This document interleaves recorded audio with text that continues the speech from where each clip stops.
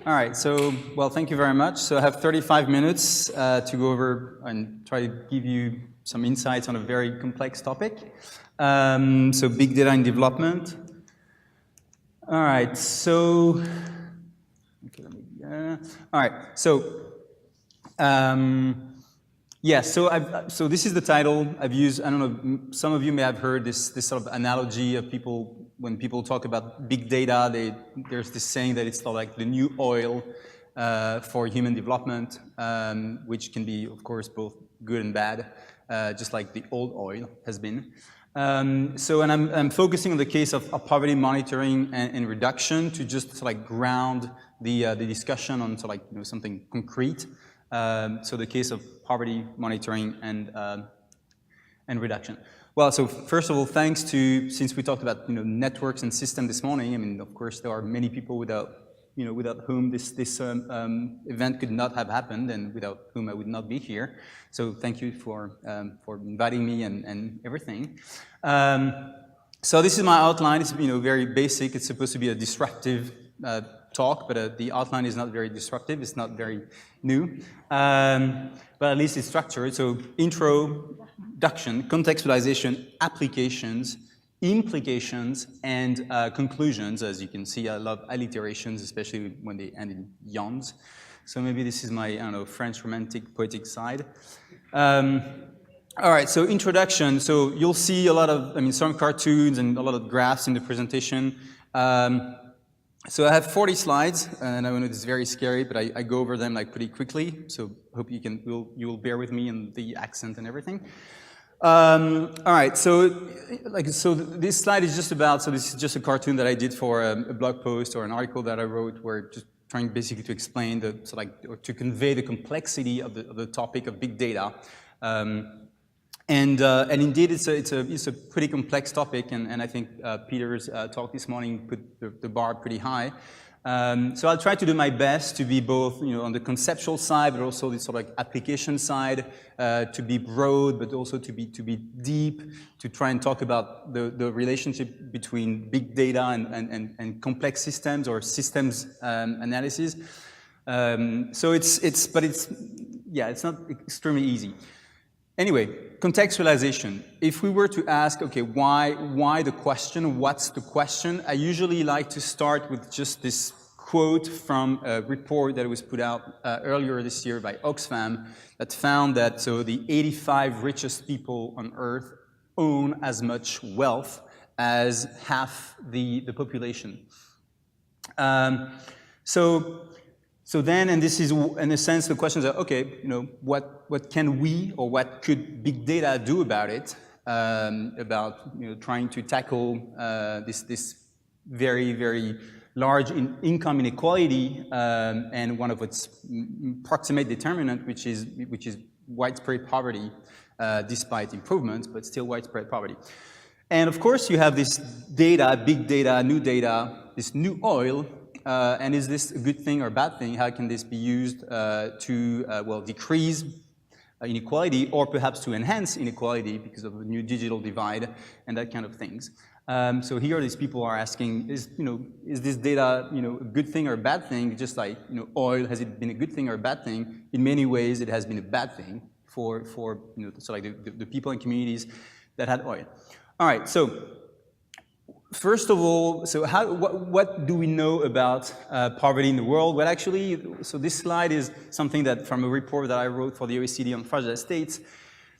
So we know, well, this is just one of the things we sort of know, that, well, poverty is decreasing overall, but it's increasingly concentrated in a few countries, which happen to be classified as fragile states. But the point here that I want to make is not so much about the trend upward, downwards, is that this is basically, this data, a lot of these data are like sausages.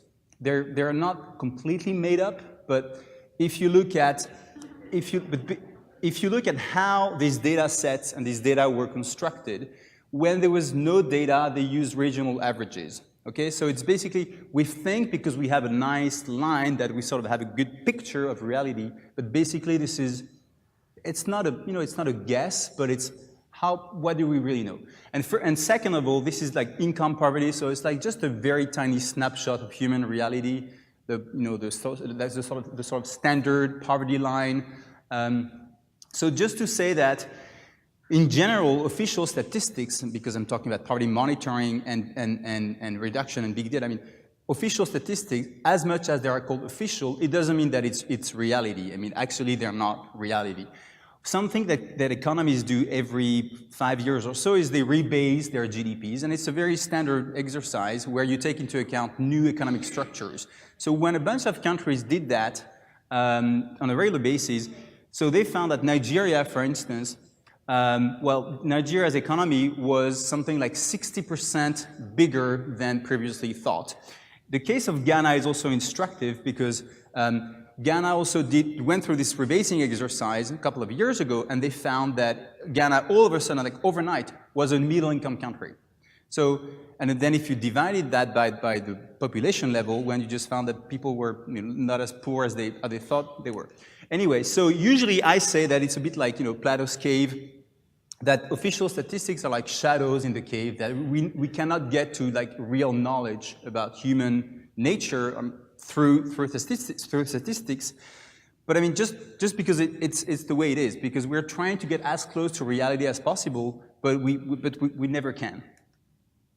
And at the same time, you have all this big data. I'll tell you a bit more about how I define and approach big data, but still in the contextualization, why and how the question, well, all of a sudden with all this new data, there are people who said things like that. I mean, certainly with all this data, we could fix what has been called by, very, very intelligent people, Africa's or developing countries' statistical tragedy, which refers to the fact that we know so little about these countries, that we have very bad poverty data, unreliable, and essentially we don't know much about what's happening on the ground.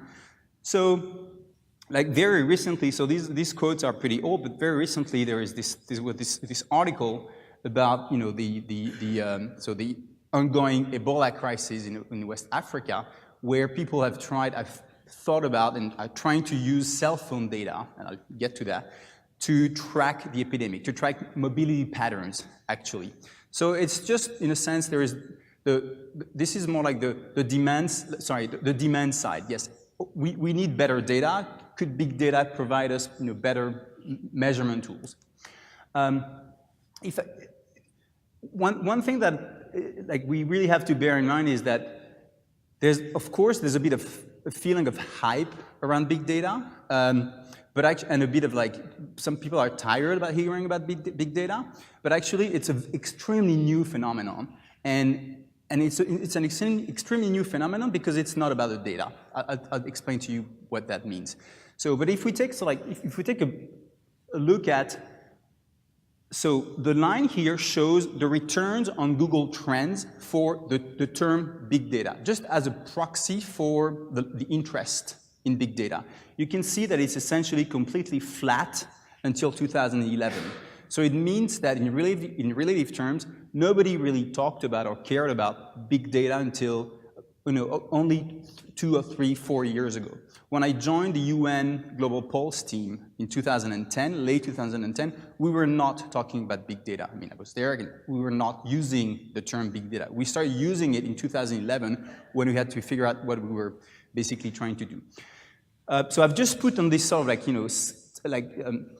timeline the sort of some of the key papers in the field, just for reference. And the last one is the paper that I wrote for UN Global Pulse in 2011, 2012, which was the first one to look at the application and implications of big data for development, and see that came out before the actual uptake of interest in the topic. These are also 2 very recent books, one from last year and another one from more recently by Alex Pentland, who's the academic director of the Data Pop Alliance that I co-founded. And then, so still to give you some context. So I said it's a very novel area, and it's not just hype. I mean, this is just one way of looking at, in a sense, the significance and novelty of the phenomenon, and again, I characterize it later on. So the small circle, so with 2009, represents the volume of traffic, like cell phone traffic data in 2009. And you see the projections for 2017, and it will have been multiplied then by a factor of 100. So think of a population. It's just a population that is multiplied 100-fold in less than 10 years. So the growth is actually extremely fast. The rate of growth is extremely fast. Oh, I thought I had deleted this. Anyway, if you were to take all the data that we produce in the world on a daily basis through our cell phones, through our credit card transactions, through Twitter, Facebook, whatever, and you were to print them in The Economist, and then you detached all the pages of The Economist, so I did the calculation for an article, that would represent 46 trillion issues of The Economist. So that's what we produce collectively on a yearly basis. And if you were to lay them out on the ground, that would cover the land surface of the Earth. So of course no one can read that, and the question is, okay, how do you make sense of that? And of course a lot of this is junk, of course. But all right, so in these early years, circa 2010, 2012, so which is like yesterday, but actually a very long time ago for big data as a field, big data was referred to as the 3 V's, and you sort of still see that, but hopefully or thankfully not as much as they're used to, or as we used to. So the 3 V's of big data, lots of volume, velocity, and virality. So all these really high frequency digital data that were produced on a daily basis as byproducts of our daily lives. But here the emphasis is very much on data, so big data as data. And I think increasingly, oh, I had also deleted that, but anyway. Okay, so that's a shame, like, okay, it's all right. Now I'm trying to argue that we should not think of, I'm not talking about this slide, by the way, but that we should argue, no, here it is, okay. We should think in terms of big data as not being the 3 V's of big data, but as being the 3 C's of big data, so it's a bit like gimmicky, and yeah, like, it's also like some alliteration, but so the 3 C's of big data would be, well, big data as crumbs. So these little breadcrumbs, these little like data, like trails and traces of data that we leave behind every day.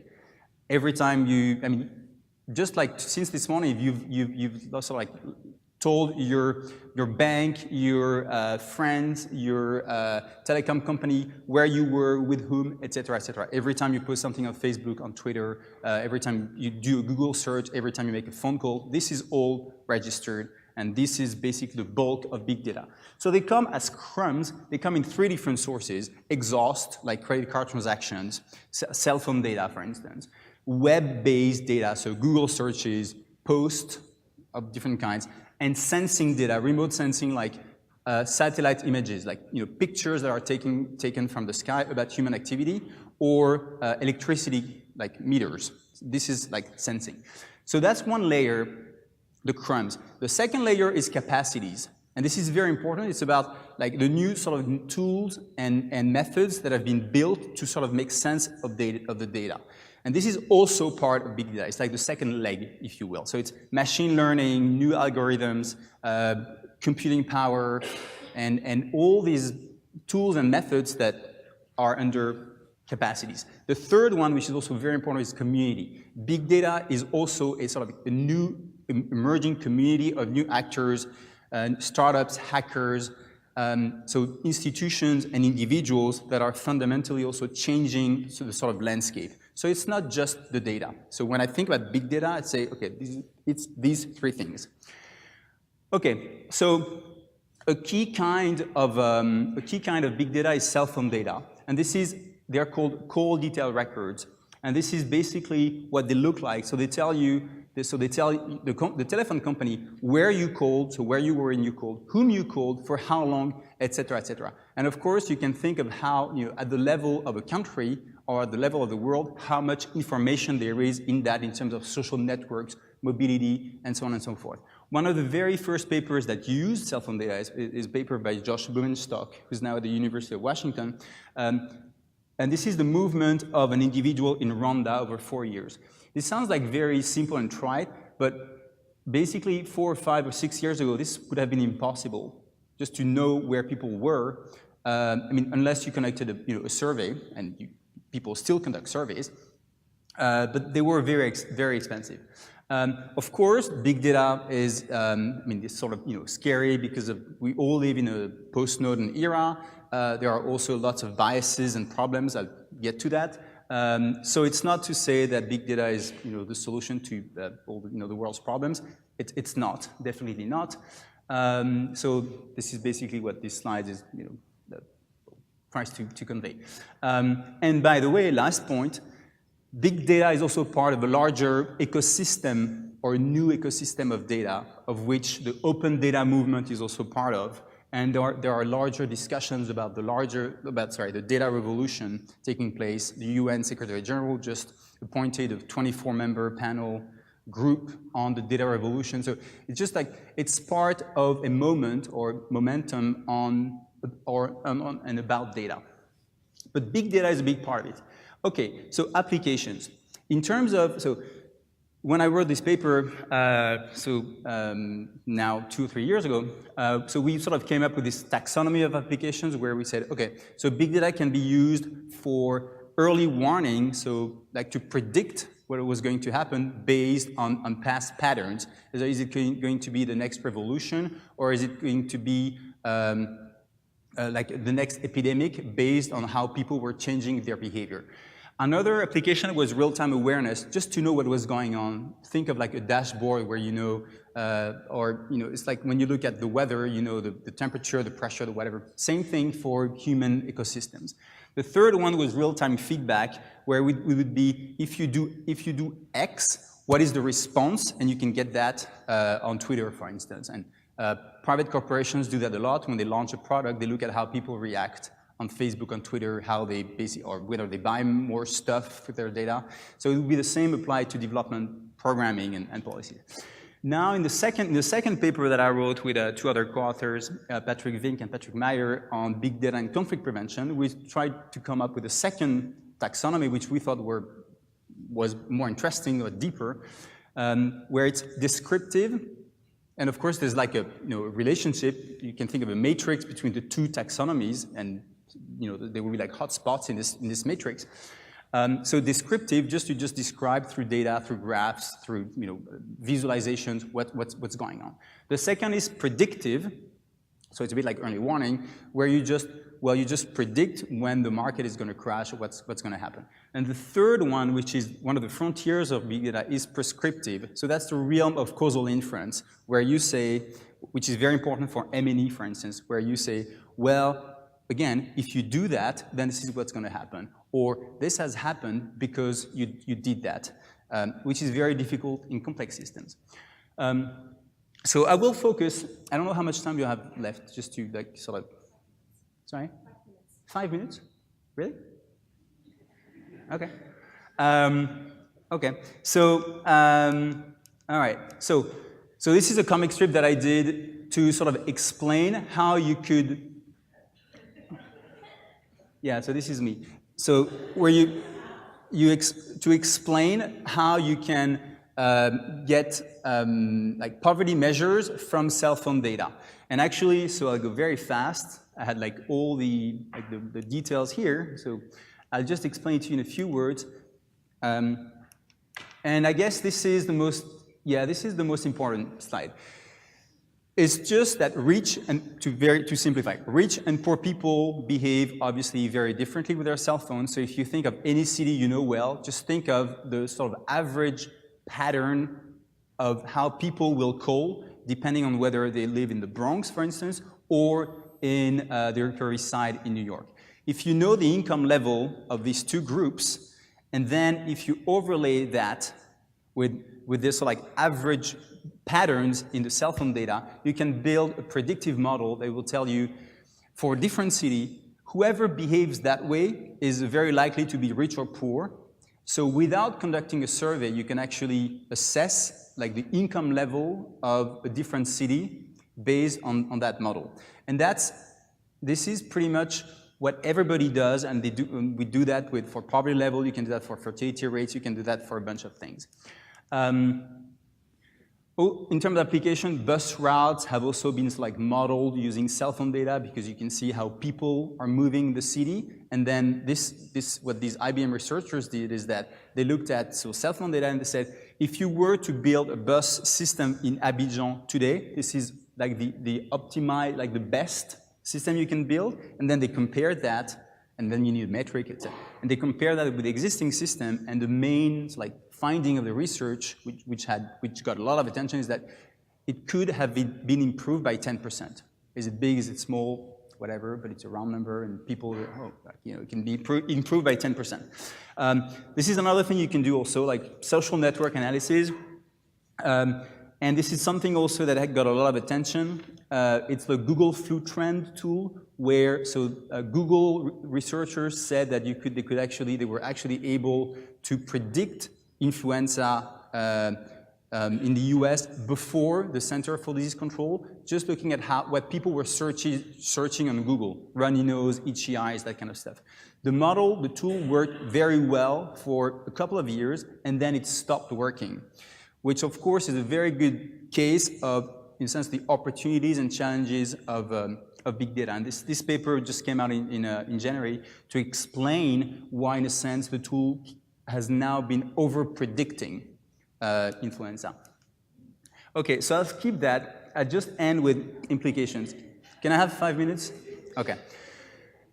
All right, so maybe we can talk about these things in the discussion. I think the two frontiers, technically speaking, are samples bias correction, because of course these data are highly biased. I mean, when I hear people telling me, oh yeah, but it's very biased, I feel like saying yes, and the Earth is not flat. I mean, it's sort of obvious that they're very biased. And the second is M&E and complex interventions. And this is something maybe we should discuss okay. Implications, and of course, the difference between applications and implications is now, in this section, I'm talking about the sort of long-term risks and requirements of big data for development. Okay, we can have a very technological approach to finding solutions, but if we take a step back and if we look at the big picture, what are the implications? Of course, this cartoon conveys a sense of unease.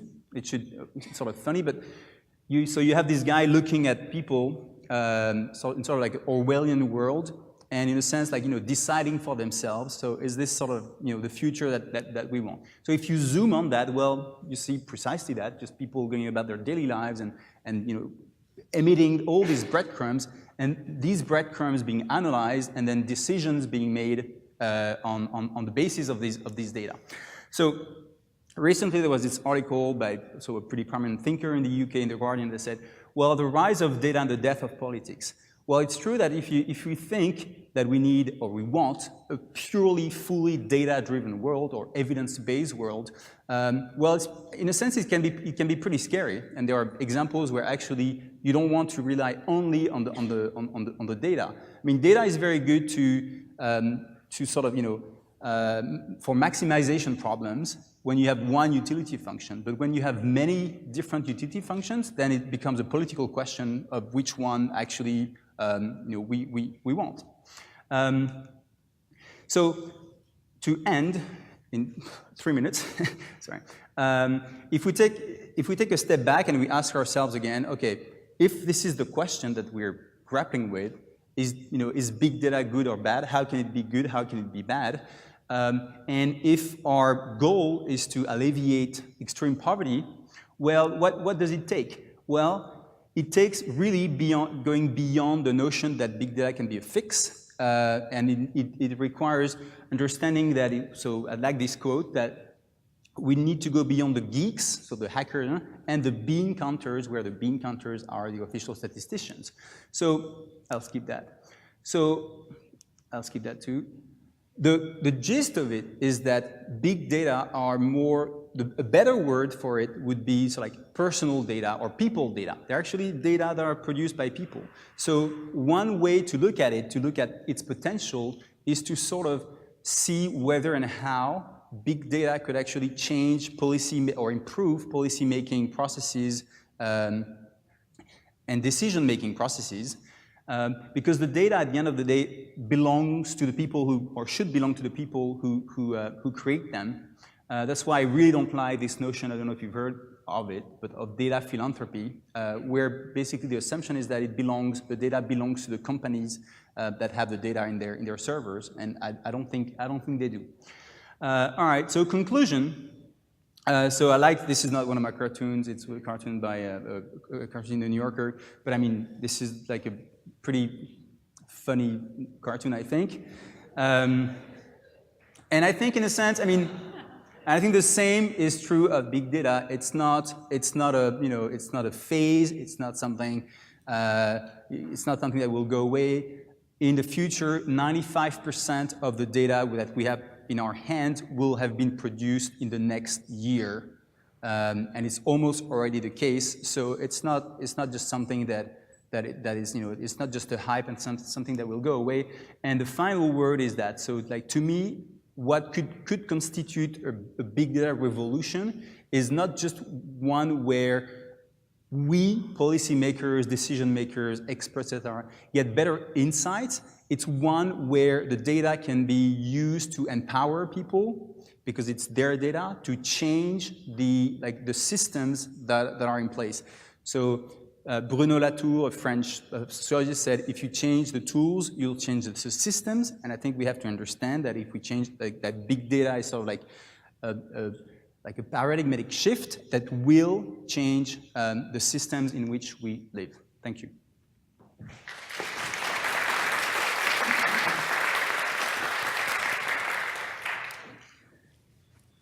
Thank you, Emmanuel. Thank you for joining us today. This is all really exciting stuff, and I think I'm very excited about our discussants who I think can bridge the world, the world in which Emmanuel has been working and from which he comes, and the world in which many of us work, and some references to actual projects and experiences where, how did big data interact. So I think I'm going to hand it to you first, Merrick, Sure. to introduce yourself and react a bit to Emmanuel's presentation and maybe link it to some of the things you've been talking about with people here this morning. Yeah. Hello, I'm Merrick Schaefer. I lead the mobile data work at USAID and sit in the Global Development Lab there. I was actually on the UNICEF innovation team at that point in which my boss at the time played a football game with the Deputy Secretary General of the UN, which spawned the conversation which yielded Global Pulse. And at that time, we certainly had never used the words big data or even thought about it that way, but it did sort of yield that initial conversation that then has grown into be this sort of essential new model of engaging in development.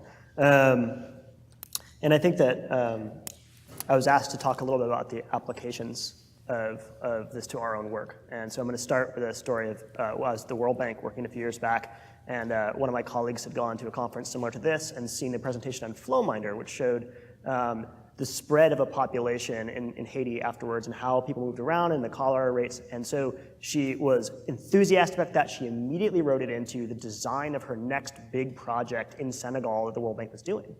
And it crossed my desk at some point for peer review, and I was like, oh my gosh, you can't get access to this data. That's a fantastic idea, but that cell phone record data, and I started telling her I talked to Digicel and about like, how did this data get out there? And they're like, well, there's this emergency, and we started getting asked for it, and it took them like weeks of arguing with upper management to be able to share that cell record data with the humanitarian actors that were trying to analyze it in the context of an emergency. They said because that data itself exposed how many cell phone panels they had per tower, where the concentrations of people using the phones were, which was a key competitive advantage that Digicel had in Haiti. And upper management, even in the context of the disaster, was terrified that the other competing telecom companies were going to be able to access this data and then change their own networks and make more money. So it sort of unleashed this sort of question of, well, wait a second, the potential is there. We can see how these new forms of data can actually be useful, but the structures, the capacities, the capabilities are not yet in place for it to become something that's mainstream or institutionalized. And I think what we've been starting to see over the last year is instances of organizations like Global Pulse and others acting as data brokers in which these companies, whether they're financial institutions, whether they're telecom companies, insurance companies, are willing to hand some of this data that actually can start being applied in a more pragmatic sense. Still not quite at the point where you would actually design a program that would be reliant on it, but at the point where you could say, I have a question that I want to see if it's answerable. And so I kind of feel like for the average practitioner, the conversation now has shifted to the point of like, hey, I have a hypothesis or I have a question. Is there data that we can get access to, and can we actually test to see if this question is answerable? And I think that's a really exciting moment to be at right now in development. Thank you, Merrick.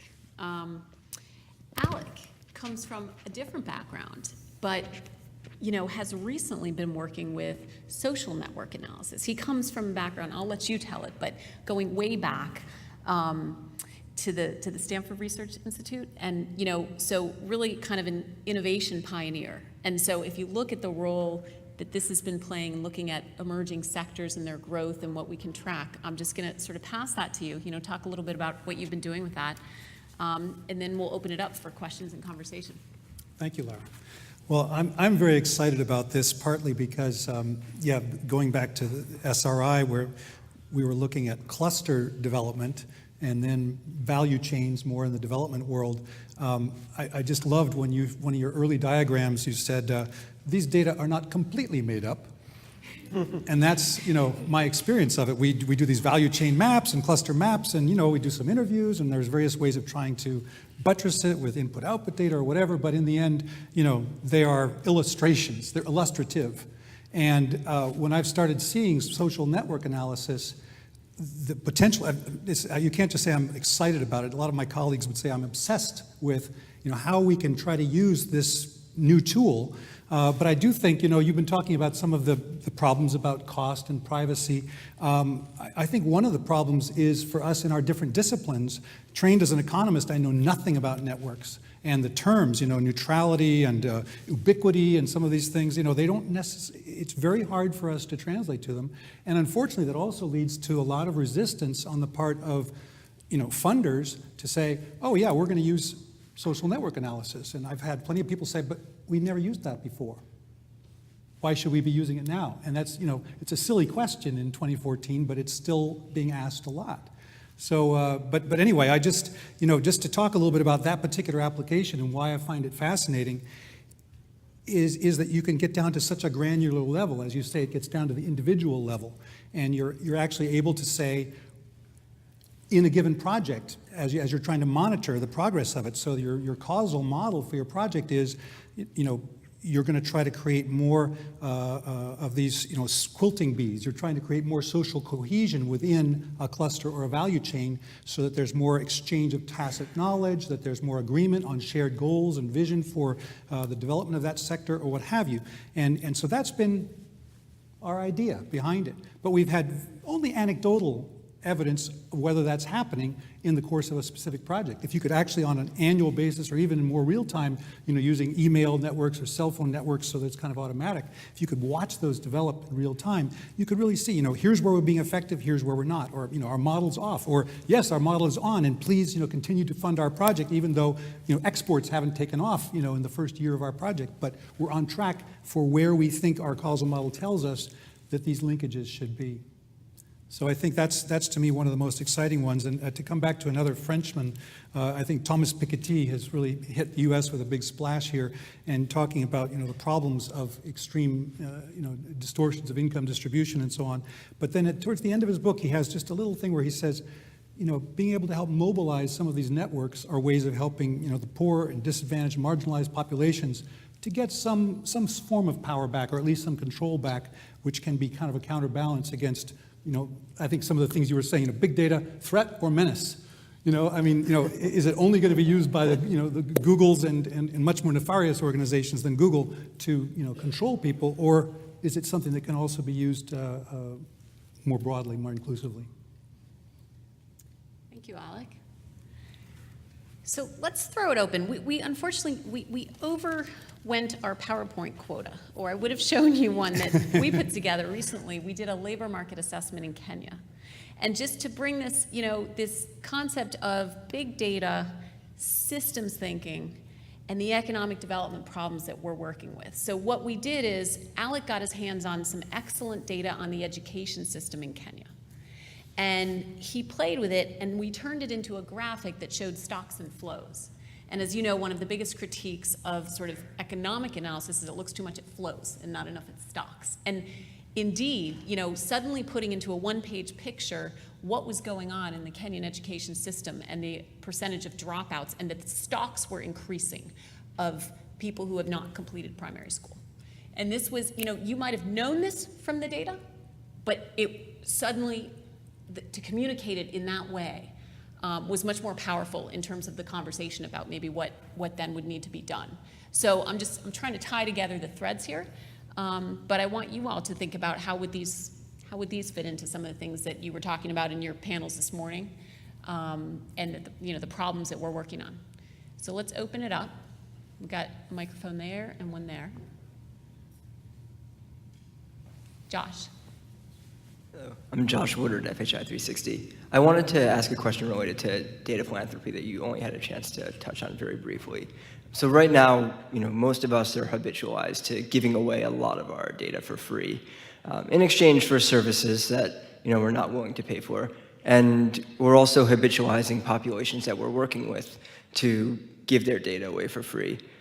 At the moment, it's not so valuable. I mean, I think Google's average revenue per user is about $45 a quarter. So it's not a crazy amount, but, you know, over the next 10 years, 20 years, you could see those values really increasing. And the question that I wonder about, or that I think about a lot, is, are we selling the value of this resource that's going to be a very valuable resource in the future to get short-term access to services that, you know, we want to use in the short term, you know, in the present?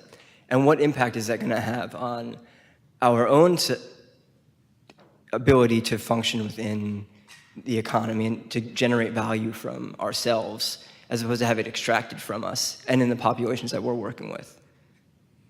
So any thoughts or perspective on that from the panel, I'd appreciate it. Repeat the question, Frank. Why not? Did you get it? Were you able to hear the whole question? Yeah, I think so. Okay, so I'll just like two thoughts. One is that there is there are many forums and discussions happening right now about like building a new ecosystem of sharing and using data. To take the case of cell phone data, like the current situation is not sustainable in the sense that, to go back to the Flowminder example and the Ebola crisis that I described, right now, like today, a lot of people are trying to get access to CDRs to do good. And they mean good, but it's just very messy because the telecom companies are getting requests from researchers and from UN, et cetera, et cetera. So there isn't in place a conceptual framework, a legal framework, a technical framework, an ethical framework that will say, that will sort of like lay out the principles and actions that will allow us maybe in 5 to 10 years to say, well, okay, this data belongs to X, Y, and Z, and it can be shared, transferred, used in such and such a way. Whether it's free or not, I mean, who pays for it, I think is a sort of different question. But definitely there is a thinking that right now the value is extracted mostly by the private sector. They hold the data, they do their analytics, and then they tell you, they know that if you have Île Maurice in your Gmail, that you want to go to the Île Maurice, so they give you like a voucher to wherever. Facebook works that way. A lot of Amazon works that way. So now the question is, how is the value that is extracted, created from this data, how is it going to be shared between individuals, governments, or public institutions, broadly speaking, and the private sector? And I have a triangle in one of my papers where I try to see, well, this could be sort of like the optimal point. So that's one point. The other point, briefly, is that, as we all know, it's not because there is no price that there is no value. And one of the very exciting things about big data is that the consumption of data is free for the most part. but we still get, as if you're an economist, that we still get consumer surplus from spending hours looking at pictures of our friends on Facebook. And there are actually some people who say, well, this should be taken into account in GDP. And someone called Michael Mendel has done a calculation, and he said, if we were to value the consumption of free data in the US, the GDP of the US would be bigger by 3%, which is huge.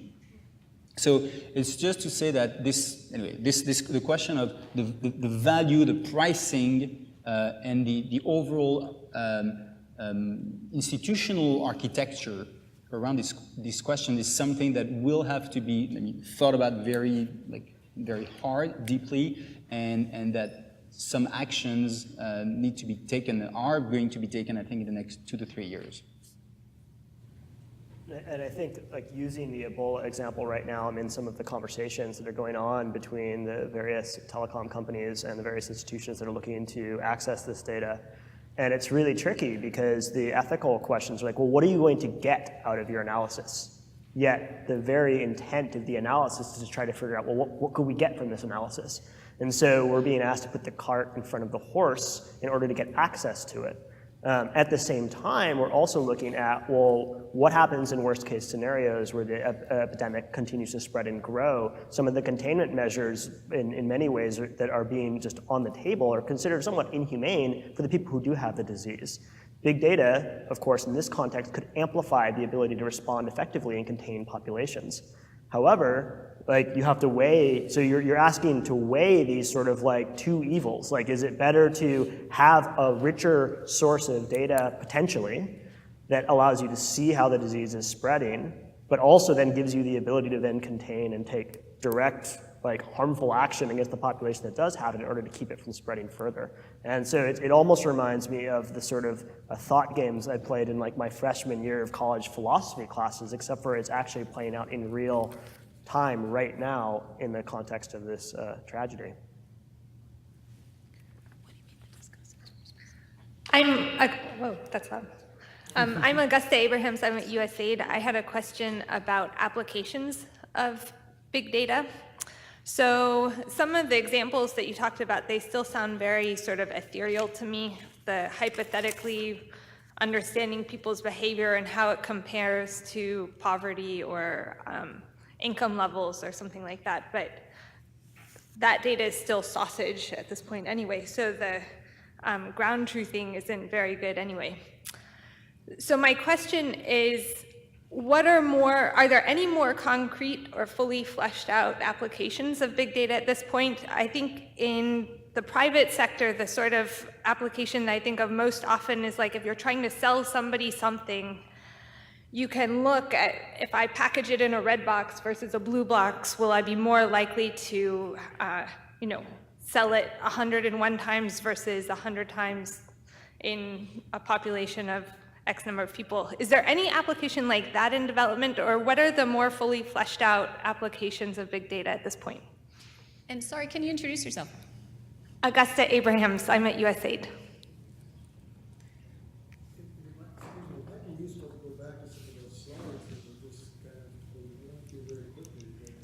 This one?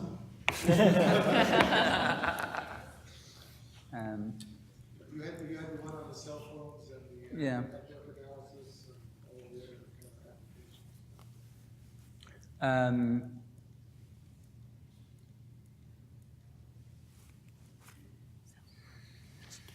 Okay. All right. Yes. So that's a tough question because indeed there are I would say few. I don't know where you are. I can't see you. Okay. Hi. Sorry. Hi. Yeah. So there are still few very concrete, scalable examples, the kind of examples that's we like. Where I can say, oh, okay, this is it's usable. I can get traction, and I'll get funding, and I'll roll it out and scale it up, and all those good words. But I think it's useful to think first in terms of those buckets, just not to think of okay, let's find an application, but to think sort of in terms of taxonomies of the kinds of uses that they could have, and whether you want to go with this taxonomy that taxonomy or another one is, whatever, but to have some sort of like mental frame in which we can put these applications. That's just like a first point. The second is, yes, so this is less sausage-y than the sort of poverty, because this is based on an actual survey. So in a sense, so this is Telefonica data from Mexico City, actually. And so it has, for that reason, it has strengths and so like limitations. The strength is that the ground truth data, as you use, or the validation data is sort of strong in terms of how people, what people have in their household, whether they have TV or not, and then you can overlay that with your cell phone data. But of course, the limitation is that you need validation data. It sort of defeats the purpose, is that you need validation data to know what you already know. But so the application is that you can then follow over time how Mexico City is sort of doing without having to do a survey, every month or every 6 months, which is very expensive. Then it will just give you an estimate of how a given area seems to be moving. So it's not reality, it's not the truth, but it's just like an estimate. I think in terms of application, it can be a pretty powerful use in countries which is the case for most, if not all, where resources are limited. I also do think that, in terms of mobility patterns, transportation, there's been a lot of research being done. The whole field of smart cities relies a lot on this kind of data. You can think of subway data, video streams.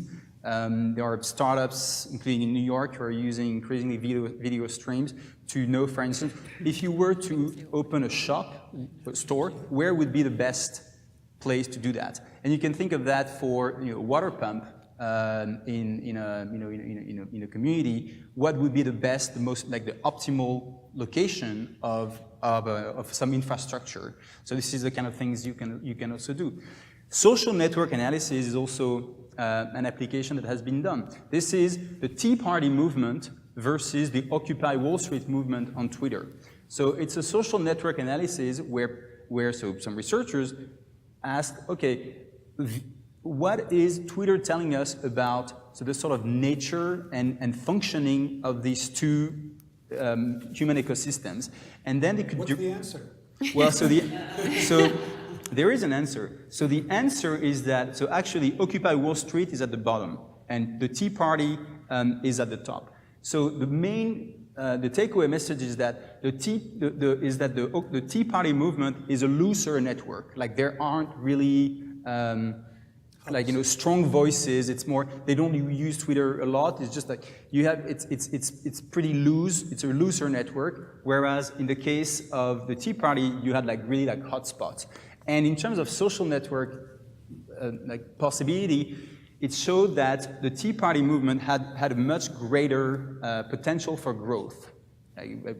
There's an argument and an explanation, but so it's one of the kind of takeaway tools that you can use, and you could do the same for terrorist organizations, for instance. And of course, it's being done. And then another application is in public health. Also with FlowMinder, what the work they're doing now, it's about, so you can actually look at how people move, and there's a paper by Nathan Eagle, Caroline Bucky at Harvard School of Public Health that looked at malaria spread using cell phone data. So they looked at where they could see malaria emerging in Kenya, and then they overlaid that with cell phone data, and then we could predict where malaria was likely to occur in the next week, or I'm just taking an example, I don't remember the specifics. But these are the kinds of very specific applications of using these data.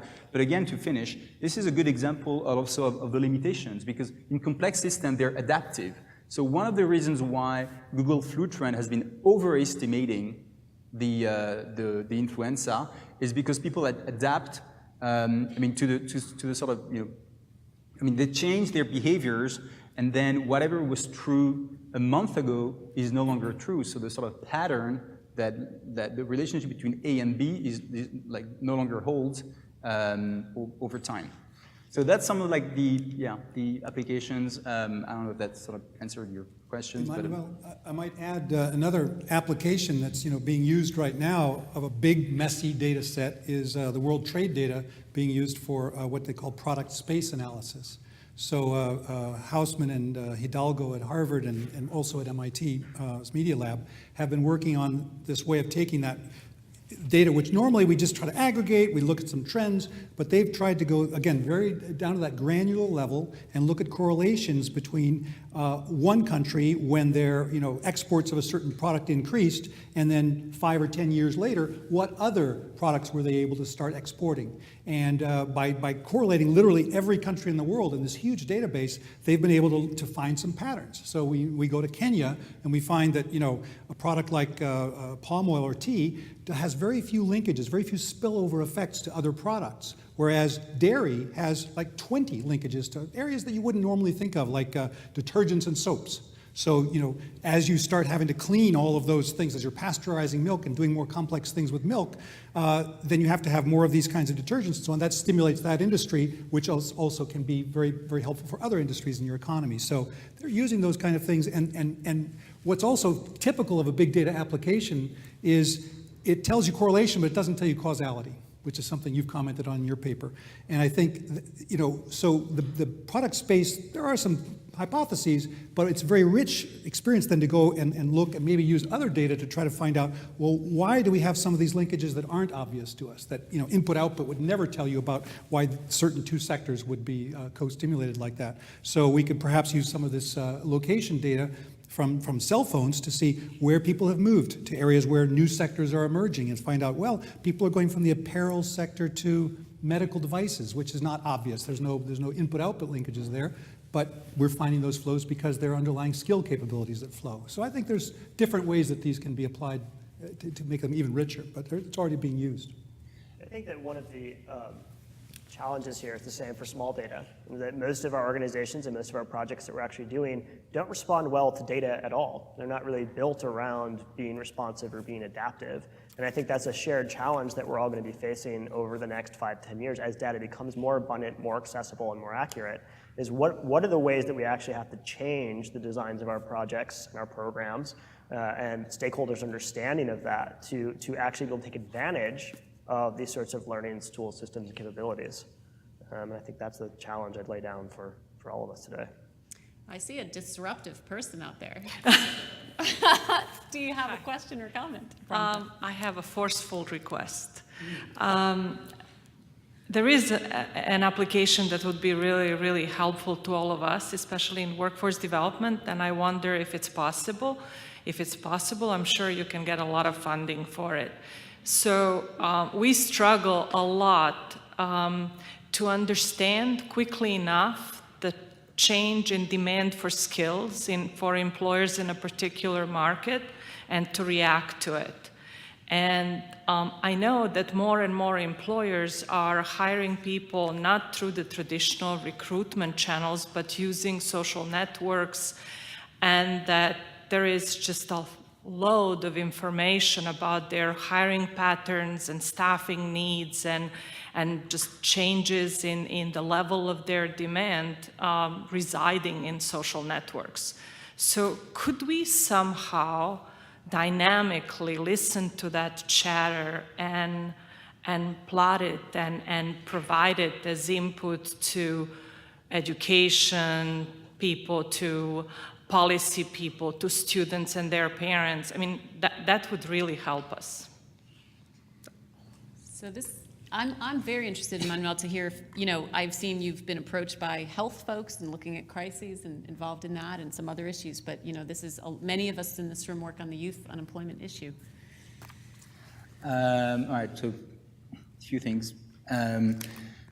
One is indeed, I think I read recently that, I don't know if the stat is right, but that 60% of hires in the US over the past, X months, maybe it was the last year, I don't know, were done outside of like the maybe it was using LinkedIn, or like there was something with LinkedIn. So I mean, just Google it, and you'll find the actual article. I think it had 60% LinkedIn hires, and I think we'll find the source. But just to say that indeed it's changing, like the social networks are changing fundamentally how hires are made.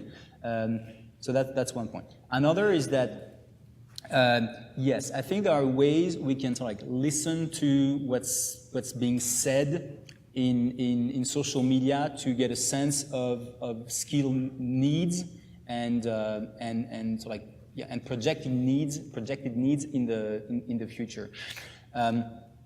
So LinkedIn, I think, would be like getting LinkedIn data would be a very valuable. LinkedIn data would be a very valuable data set to do that.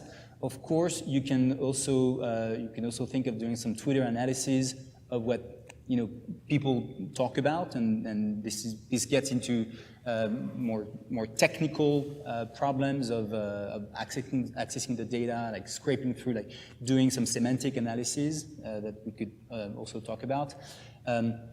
Specifically, the next Human Development Report of the UN is going to be on jobs and livelihoods, and we are going to write, as Data Pop Alliance, a paper on big data and jobs, where we're going to look at pretty much like all of these facets, how it's going to change like labor demand and or skill demand and supply, and so that's more like at the more macro level, and how big data could be leveraged to sort of understand the current state and future needs of labor markets.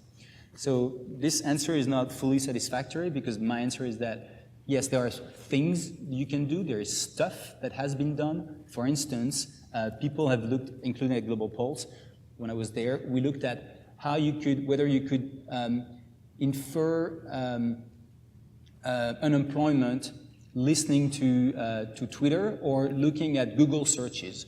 And of course, the stereotypical example would be one where you find a spike in "I'm looking for a job." Very, very basic. You don't find that, but again, you need some validation data. One last thing I want to say, just to go back to the initial, like the first question, like the last question, very quickly. One very important application is not necessarily of big data, is for development purposes, is not to find the truth, but to debunk lies.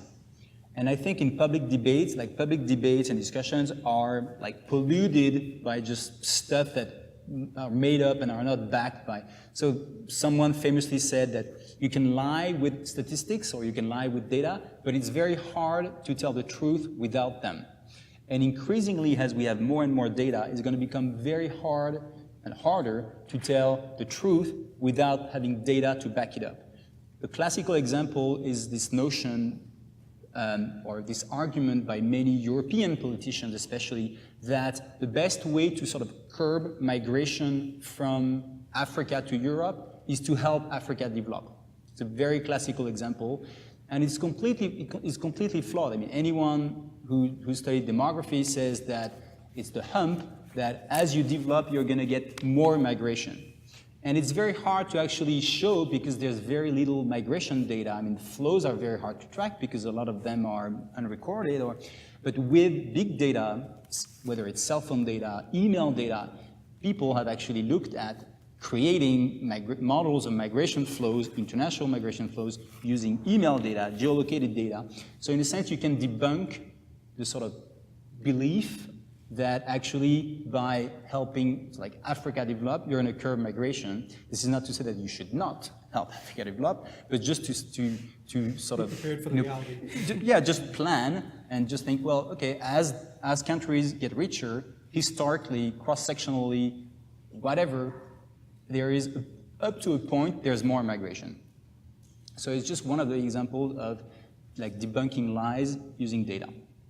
And to build on that, in 2012, there was an Ebola outbreak in Uganda, and at the time, there was a network of 16,000 connected health workers, and it lit up And one of the things that they found was there was a lot of misinformation being spread amongst those health workers. But because it was a networked system with the data flowing through it, they were actually able to identify the most common misconceptions and then push out the correct information to that same network. So again, not quite big data in the sense that I think a lot of us are thinking about, but much bigger, I think, than most contexts of development, and very, very targeted and useful.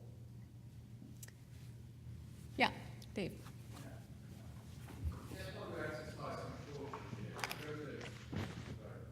No worries, just because we have some folks online. There we go. And if we look at Goodhart's law in economics, all right, any statistical instrument used for policy loses all value. Yeah? Stratton, the anthropologist, famously translated it as the minute a measure becomes a target, it ceases to be a measure.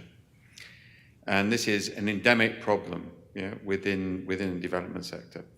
Now, part of the problem we got with big data, and I argue the Google search algorithm is part of this, is the system starts to feed back on itself the minute something is actually used. And therefore, systems which are powerful measurement devices actually start to destroy their capacity as they're used for innovation. So if we look at a lot of the confusion of correlation with causation is one thing, the confusion of simulation with prediction is even more problematic, right? Particularly in places like Santa Fe, because we're very, very good at using models to describe the past, but we're very poor about enabling to identify the future. And if you look at a tweet storm at the moment, up to 30 to 40% of the tweets are bot created. There are bots out there with deliberate malicious purpose creating the tweets. Yeah? After a major crisis, you can't trust Twitter anymore because kids will pretend they're trapped under a bed in order to divert rescue services, and they think it's very, very clever. Yeah? And you can start to see this effectively perversion of the system because everything is explicit. So I think one of the big questions for me on big data is how do we separate measurement from, effectively measurement systems from intervention systems? And how do we prevent gaming? Because actually, because it's algorithmically determined, it's algorithmically gameable. And there's an awful lot of money available commercially and elsewhere to algorithmically game big data beta searches.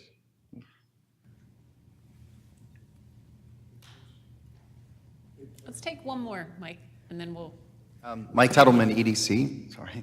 I appreciate what you said about big data debunking conventional wisdom or myths. That sounds interesting. I'm wondering, though, about a lot of us who work with host country governments in very challenging environments. And I did appreciate the diagram about the bus route mapping and so forth. But I'm just curious about sort of what types of capacities are needed by host country governments at both the national level, regional, and municipal level to really be able to effectively deal with this issue of big data, how to make the most sense of it for what we call positive policy reform and implementation issues, and even dealing with these kinds of very nuanced issues that were just raised around sort of, the challenges of fake data, what have you. So I'm just wondering, both in terms of from a capacity standpoint and also just incentives, how does one sort of create the right kinds of incentives for these governments to take this on? So, thank you. Yeah, should I try to? All right. So on the capacity question, as just very quick intro, my sort of academic and professional background is I would say the same as 90% of yours in the room. It's development economics, demography.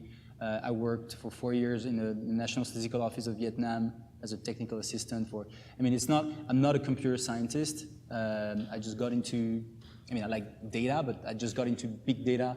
So, I'm just saying that because sometimes I'm seen as, this guy's data, he's never, set foot on, in developing country.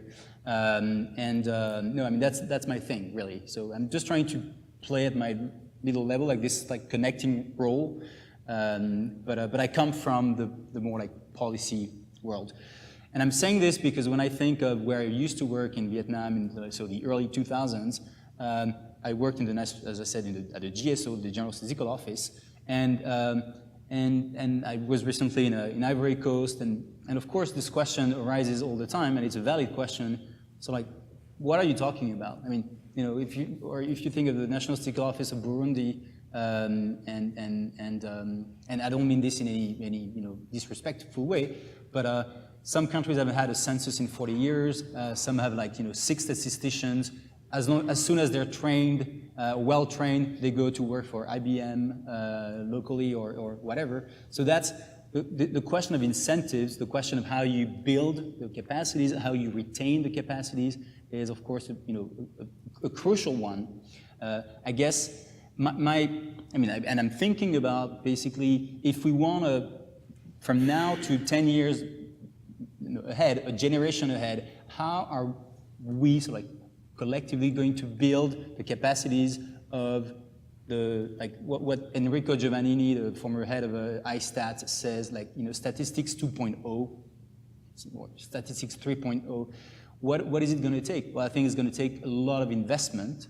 So discussions about the data revolution are pretty good, but there needs to be money, the right incentives. And I also think that's what I talked about, this big data as being also an ecosystem. Increasingly, and this is how Data Pop was created, is we are going to need to work with partnerships. It's not just investing, and it needs to be sustainable, paying young statisticians to be trained, because again, they're going to leave 2 or 3 years later. So it could be about having partnerships between national and NSO and Microsoft Research or IBM or Google and whatever, and create having them work on different projects. There are even middle income NSOs like DANE in Colombia that have solid capacities, but then it's more a matter of creating the awareness or the interest of the middle management, who are sort of scared of what's coming, and they say, oh no, this is big data is crap, we don't want to deal with it, it's biased, it's just bad, and let's do our GDP, quarterly GDP.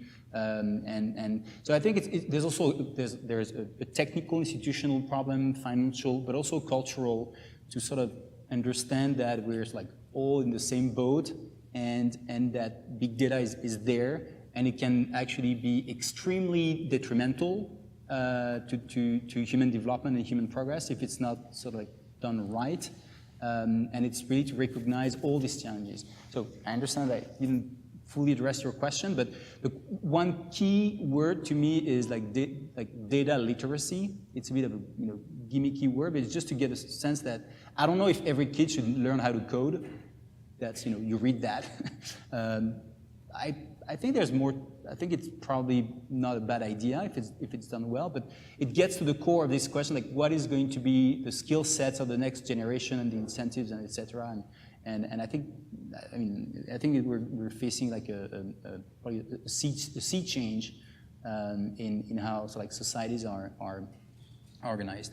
Then the question, of course, of the algorithmic future. The one thing I will say is that in terms of causality, correlation, there are actually natural experiments in big data. It's just one piece of the huge puzzle that you put on the table. What that means is that, of course, there's a lot of noise in big data, and in complex systems, if you are to do M&E of complex interventions, where you have 15 agencies doing stuff and lots of outcomes happening, and it's very hard to assess causality and the strength, the magnitude, the direction of causality. But one thing I'm working on right now and thinking about is what kind of natural shocks you can leverage to infer causality. One example is price shocks. Or electricity disruptions, for instance, when in a place there's no electricity, then it's like an exogenous shock, and that's one of the ways you can get to actually inferring causality. But as I say, and I worked recently, big data is in its intellectual and operational infancy.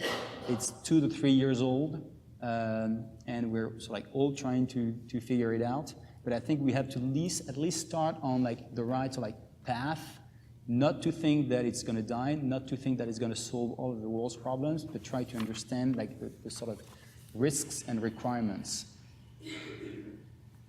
Emmanuel, if I can just add a quick point, that was excellent. I also think let's not get too focused on that just government either is going to get it or not get it, and either we win or we lose in that battle, because I'm thinking of Jordan, where I've been working the past couple of years, and they've been struggling to get e-government going for 15 years, and it's nowhere still.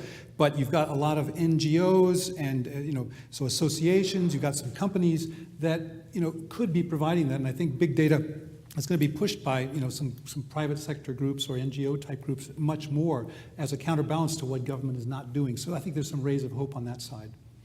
But a risk also, just as I promised, it would be like 25 seconds. A risk is, or a requirement, why should NSOs engage with big data and not say, well, this is bad and we won't, and we're going to do our censuses instead, like the old way? Is because there are already companies that are producing so-called official statistics that are sometimes at odds with the actual official statistics. And then you get into a real political conundrum. Which one do you believe? There's a startup in the Silicon Valley that produces inflation data based on web data. There are also, and inflation in Europe has been, a lot of people, citizens in Europe don't believe the official inflation figures. So if there is a company that says, oh, by the way, you've been lied to for the past 10 years, then it creates a real political problem. So it's also one of the reasons why when I talk to official statisticians in these big data and official statistics meetings, I tell them, well, it's not your choice to engage or not. You have to, because if you don't, someone else will, and someone else that is not bound by any democratic processes or checks and balances and the methodological requirements, et cetera, et cetera. So so it's sort of like an imperative. It's not a choice. Merrick, did you want to add something to this? Yeah, I mean, I think that concept of it being in its infancy is absolutely critical. In some aspects, the question of, well, why aren't we all doing this systematically already is being asked, yet the field is 3 years old. HBR had an article maybe 2 years ago that basically stated for private industry that has the hiring capacity to go after data scientists, there were so few and they charged so much and they were all gobbled up by a few companies, Facebook, Amazon, Google, who had large data sets of their own to play with, that there wasn't even a point in thinking about it. I thought it was such a strange thing to come out of HBR, was to see the sort of, they were like, don't even think about it yet. Deloitte, McKinsey, all these groups that are saying they have big data scientists don't have it yet. The software languages at that point hadn't yet been finished being written for analyzing these large data sets. So I think understanding the dialogue, following this theme over the next few years as the field develops is really the right thing to do. Understanding where are the disruptions, what's going to be, what carts are going to be turned over, what ideas are going to grow and explode fast and change things is really key. But to sort of have the sense that, oh, we know what's going on, here's what the value is, and this is how to integrate it into our programs and strategies, we're just not there yet. I think we have time for one more, because Roberto has not made it all the way over here. So if you stand up and frame your question before he gets there. Otherwise, I have one, but I think, should I go for it? Yeah. So, Emmanuel, I was very intrigued when you said, we need a conceptual, legal, technical, ethical framework to share big data. I'm sure there are people working on this. I would assume that you would probably be working on this. I'm wondering how urgent you think it is. I also want to sort of challenge you to say that, in history, regulation tends to actually follow practice. So, if that's the way it's going to go, what then are we going to come out with? Or what would you want to see, this to look like? And how urgent is it? So are we specifically about cell phone data, or can we use that as an example? Yeah, or? I think it would be good to take an example. Yes. Okay. Yeah. So I do think it's very urgent because we've seen time and time again that, as I was describing, telecom companies being asked to provide data on sort of like an ad hoc, almost like whom who are your friends with, basis, with lots of negative consequences for the telecom companies and for the governments also, because then they get these papers out and they're told, oh, you can do this and that, and it's sort of confusing. So yeah, so I think it's very urgent. I think the first order is to actually focus on the ethics of it. The ethics understood in a very broad sense. It could even be like a sort of like political like approach. It's really about how do we think about these data as I said, like in one of the slides, a new class of asset. So it's something that humanity creates. So there's value to be created or extracted out of it. How, when, by whom, and I think getting this like mental framework right is the first priority. So some people are working on it. There's a group that works on a new deal on data, and so Alex Pentland is part of it. The World Economic Forum is also part of it. There are a lot of conferences happening on the ethics of data, like one at Stanford next week. So this question of why and how we should like share data, I think is something that it's a very, very hot topic. And then I think the legal and the technical and the wiring and the plumbing will sort of follow, not necessarily smoothly, but that from like putting in place the framework. But putting in place the framework also means recognizing the different perspectives and incentives and priorities of all these different actors. Like it's not creating a vacuum where we say, okay, let's do that. This is the ideal world because Orange and Vodafone and MTN are going to say, well, no, why would we do that? So it's just that over time there is, I think, an increased recognition of the unsustainability of the status quo. So I think it's changing. It's actually changing relatively fast.